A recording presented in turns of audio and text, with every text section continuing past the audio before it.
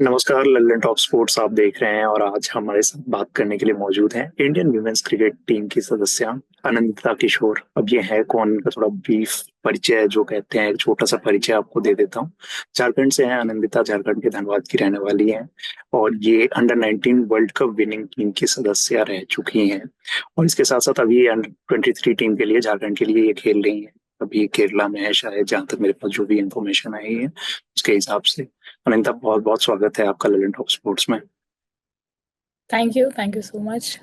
सबसे पहले तो आज तो विमेंस डे है, विमेंस डे के दिन इस इंटरव्यू को शूट किया जा रहा है, तो हैप्पी विमेंस डे और thank you. Congratulations world cup जीतने के लिए।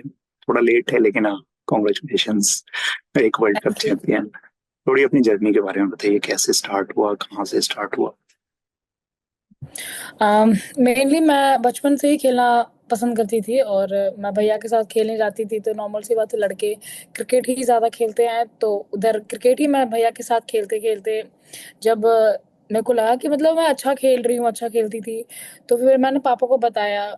उस टाइम मतलब कुछ कुछ टाइम तो मैं 3-4 साल तक तो मैं बॉयज़ के साथ ही खेलती रही। जब मेरे को लगा कि नहीं, और अच्छा हो सकता है, जब मेरे को नॉलेज हुआ क्रिकेट के बारे में कि क्या है क्रिकेट, कैसे है क्रिकेट, और जब मेरे को पता चला कि एकेडमीज होते हैं, मैं तब तक पहले तो मैं टेनिस बॉल से खेलती थी।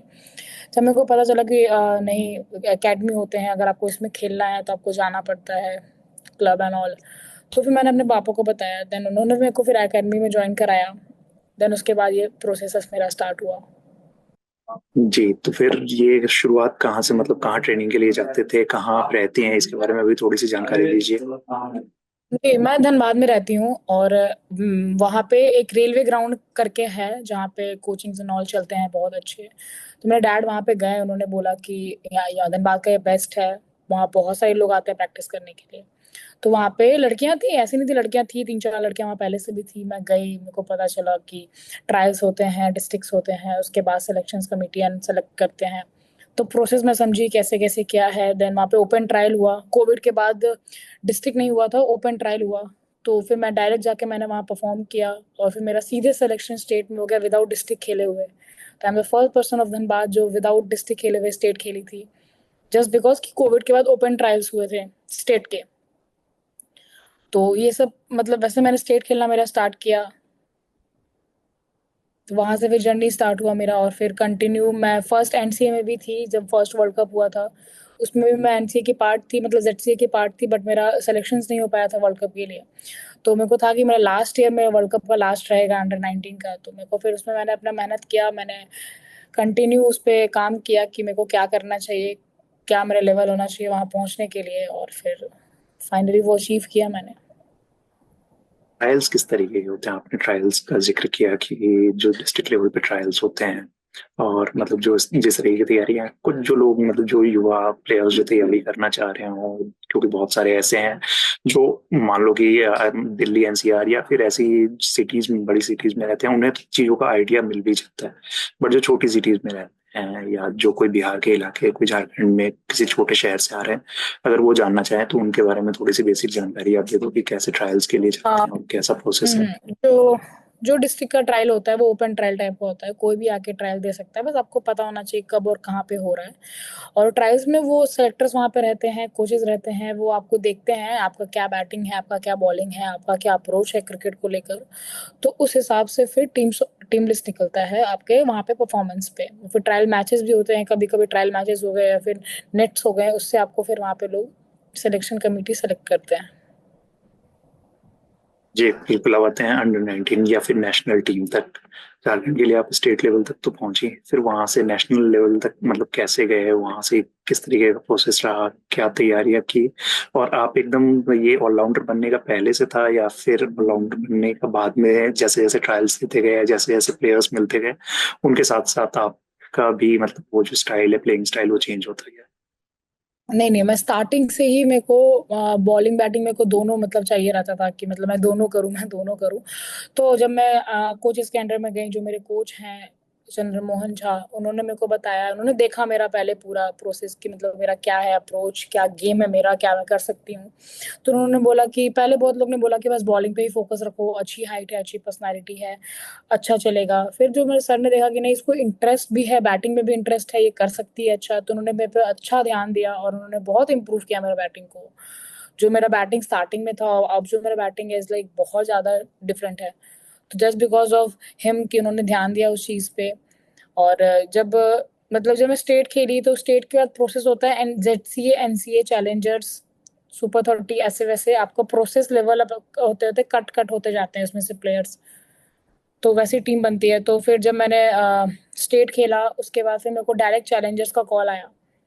मैं चैलेंजर्स खेलने गई, रायपुर में चैलेंजर्स हो रहे थे, तो वहां पे मेरा परफॉर्मेंस अच्छा हुआ था। तो फिर शॉर्ट लिस्ट हुए 30 लोग, जिनका बैंगलोर में कैंप लगा, इंडिया कैंप लगा 30 लोग का।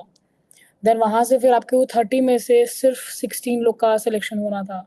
तो वहां पे ट्राई सीरीज हुआ हमारा, इंडिया ए, इंडिया बी और साउथ अफ्रीका टीम आई हुई थी पुणे में।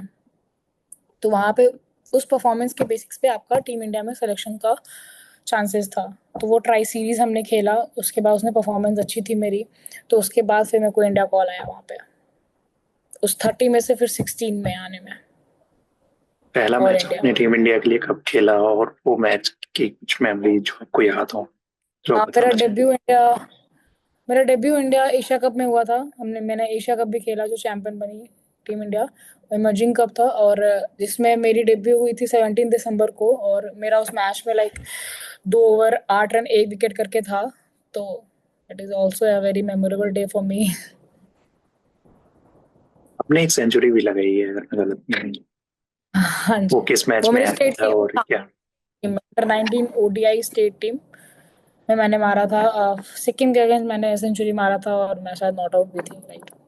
आउट गए थे आप उस मैच में? जी बिल्कुल।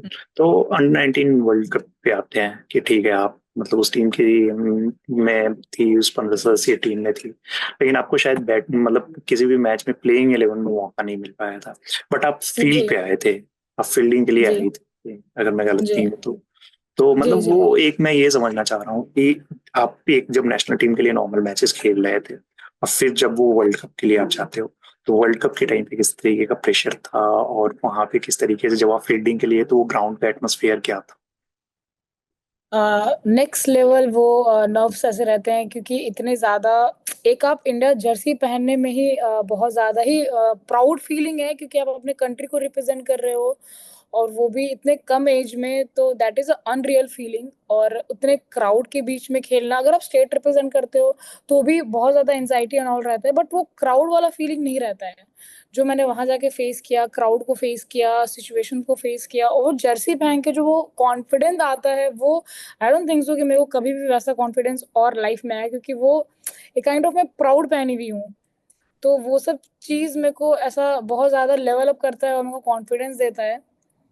और मेनली वो एक्सप्रेस नहीं कर सकते वो फीलिंग जो ग्राउंड पे जाने के बाद इंडिया को रिप्रेजेंट कर, अपने कंट्री को मैं रिप्रेजेंट कर रही हूँ, स्टेट रिप्रेजेंट करने में ही इतना प्राउड फील होता है कि मैं अपने झारखंड को रिप्रेजेंट कर रही हूँ। और देन जब आप, जो आपका ड्रीम रहता है इंडिया खेलना और वर्ल्ड कप में जाना, is like unreal feeling for me.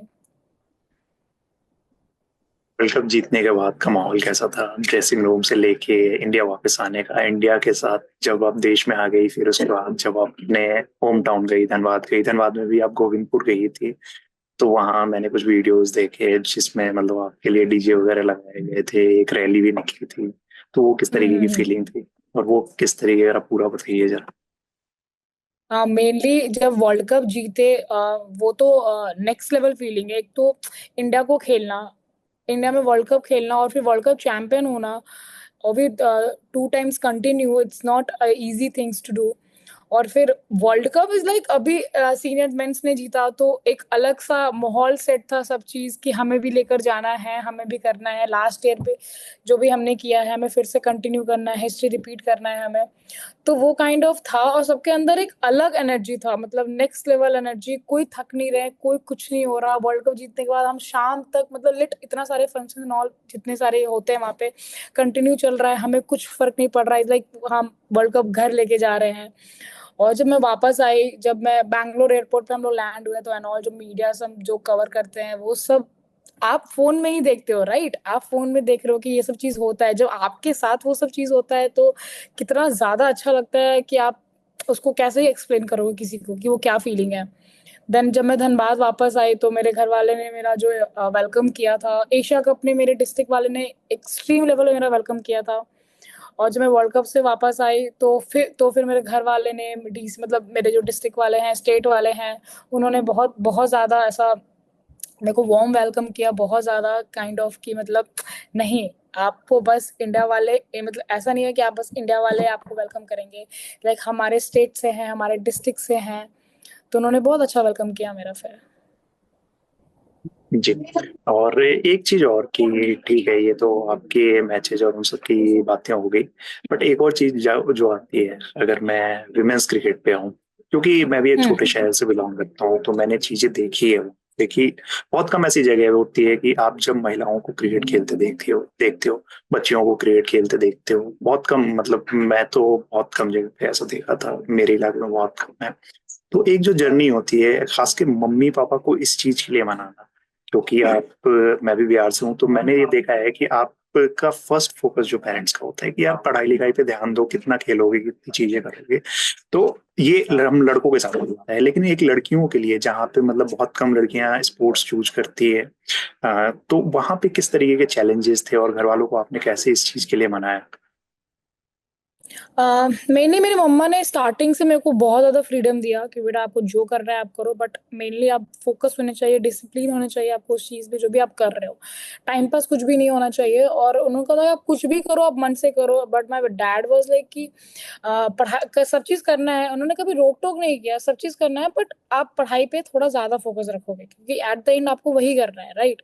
तो जब मैं स्टेट रिप्रेजेंट नहीं की थी, जब मैं लोकल टूर्नामेंट्स एंड ऑल खेलती थी, कहीं कहीं जा जा के मैच खेलती थी, तो मम्मा मम्मा मेरे को अलाउ करती थी, बट डैड वाज लाइक कि नहीं क्यों करना है, क्या इसमें है, ऐसे वैसे थोड़ा सा था। लेकिन जब मैंने ओपन ट्रायल मेरा डायरेक्ट मेरा इंटर स्टेट में हो गया था, then my dad was like कि हाँ ठीक है, शी हैज समथिंग, तभी उसका हुआ है। देन जब मैंने स्टेट रिप्रेजेंट किया मेनली, तब मेरे डैड ने फिर मेरे को सपोर्ट करना स्टार्ट किया। अदरवाइज क्योंकि मेरे घर में सब लोग engineer, no one is in sports at all, मतलब कोई भी नहीं है। तो एक हो जाता है कि क्या है, कोई ऐसा बैकग्राउंड नहीं है हमारा स्पोर्ट्स से रिलेटेड एंड ऑल। तो फिर पापा, जब मैं देखा उन्होंने स्टेट में खेला, परफॉर्मेंस हुआ, थोड़ा ऐसा हाइप हुआ, तो फिर उनको लगा कि नहीं खेलने देना चाहिए एंड ऑल। नहीं तो उसके पहले से मेरी मम्मा ने सिंगल हैंडेड मेरे को सपोर्ट किया एकदम। जी बिल्कुल। अब फिर से क्रिकेट पे वापस लौटते हैं, तो अभी क्या चल रहा है, अभी किस तरीके से तैयारियां चल रही है एक चीज की? अभी जैसे डब्ल्यूपीएल चल रहा है, कभी आप ट्रायल के लिए गए हो डब्ल्यूपीएल की ट्रायल्स की, या नहीं नहीं ऑक्शन नहीं में नहीं, आपका कभी अब नाम? नहीं, जी। अभी क्योंकि WPL का ऑक्शन दिसंबर में ही हो गया था, और हम लोग हमारा वर्ल्ड कप जैन में था। तो मतलब उसका प्रोसेस होता है, आप स्टेट मैचेस में अच्छा करते हो या फिर आप इंटरनेशनल मैचेस में अच्छा करते हो, तो फिर आपका ऑक्शंस में नाम आते हैं, देन उसके आगे का प्रोसेस होता है। तो ऑक्शन दिसंबर में ही हो गया था इस साल का। और मेनली ये तो अभी क्या तैयारियां चल रही है, अभी आप कहाँ खेल रहे हो, अभी किस चीज को मतलब कहाँ रिप्रेजेंट कर रहे हो, और आगे की क्या तैयारियां हैं? हाँ, मेनली अभी मैं त्रिवेंद्रपुरम में हूँ, यहाँ पे 23 ODI स्टेट मैचेस चल रहे हैं और 2 मैचेस हो चुके हैं हमारे। और आगे का प्रोसेस है कि अब आगे 23 एशिया कप्स आ रहे हैं। मेरे को WPL का मेरे को ये सीजन मेरे को अच्छा करना है, सीनियर अच्छा करने हैं, देन मेरे को कॉल अप आएगा, तो मैं उसके तैयारी में हूँ कि जो भी मैचेस मेरे को भी मिलते हैं स्टेट मैचेस में, उसमें अपना बेस्ट करूँ कि मैं आगे जा सकूँ। एक तो लास्ट क्वेश्चन, अब क्रिकेट की जब बात हो रही है, आप अभी यहाँ इतनी सारी ग्लोरी की बात हुई कि हम लोग अंडर वर्ल्ड कप जीते थे, फिर उसके बाद अंडर 19 वर्ल्ड कप जीते, और वो अभी चैंपियंस ट्रॉफी चल रहा है, मेंस क्रिकेट की मैं बात कर रहा हूँ। इंडियन टीम फाइनल में है न्यूजीलैंड के अगेंस्ट, कल मैच है जब ये वीडियो शूट कर रहा हूँ, आज 8 तारीख है, 9 तारीख को फाइनल मुकाबला होने वाला है। मैच देखने का आपको टाइम मिल पाता है? और फिर कल के मैच के लिए आपका क्या प्रेडिक्शन? मेनली कल कल हमारा ही मैच है। तो हमारा मैच भी ODI है, सुबह से शाम तक चलने वाला है। तो मतलब ऑब्वियस सी बात है, हमें नहीं देख पाते, बट हम फीडबैक थोड़ा थोड़ा लेते रहते हैं ड्यूरिंग मैच में भी कि क्या चल रहा है, क्या सिचुएशन है उधर का, सब सही है।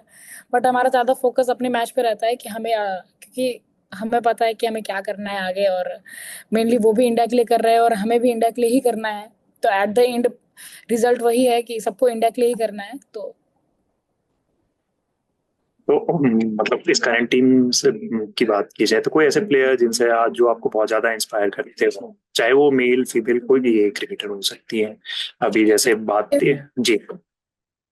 हाँ मतलब मेरे को इंस्पायर, मैं हार्दिक पांड्या की, मतलब मेरे को उनका batting and bowling and fielding approach, mainly मेरे को उनका अप्रोच जो है और उनका जो माइंडसेट है, मैं तो ये दो चीज बोलूंगी, अप्रोच और माइंडसेट उनका जो जितना क्लियर है, आई वांट कि मेरा भी उतना ही क्लियर रहे और मेरा गेम भी वैसा ही रहे। जस्ट वांट कि मैं उतना क्लियर रहूं अपनी चीजों को लेकर, जितना क्लियर वो रहते हैं, जितना शार्प माइंडेड उनका है and all. Batting approach, bowling up, जहां उनको मतलब मेनली टीम को जहां उनको नीड रहता है वो जाके फिलफुल करके वापस आ जाते हैं। तो बस as a player, as a person, मेरे को वही चाहिए कि मैं जहां मेरे को, मेरी टीम को मेरा नीड है, मैं वहां पे जाऊं और वो चीज को फिलफुल करके आऊं। जी बिल्कुल, एक ऑलराउंडर को एक ऑलराउंडर से इंस्पिरेशन मिल रही है तो उससे बढ़िया और क्या ही हो सकता है। तो बहुत अच्छा लगा अनिता आपसे बात करके, और आपको भविष्य के लिए शुभकामनाएं। जल्दी हम चाहते हैं कि आपको इंडियन टीम की जर्सी में देखे, WPL में देखे, और आगे आप ऐसी ही तैयारियां करते रहें और अपने स्टेट, अपने होम टाउन और देश का नाम रोशन करती रहें। तो ये हमारे साथ थी अनंता किशोर, जिन्होंने अपने करियर के बारे में और कैसे तैयारियां होती है, कैसे इस लेवल तक पहुंचा जाता है, इसके बारे में बहुत सारी चीजें बताई। ऐसे ही स्पोर्ट्स से जुड़ी तमाम इंटरव्यूज, तमाम वीडियोस के लिए देखते रहिए हमारा चैनल ललन टॉप स्पोर्ट्स। धन्यवाद।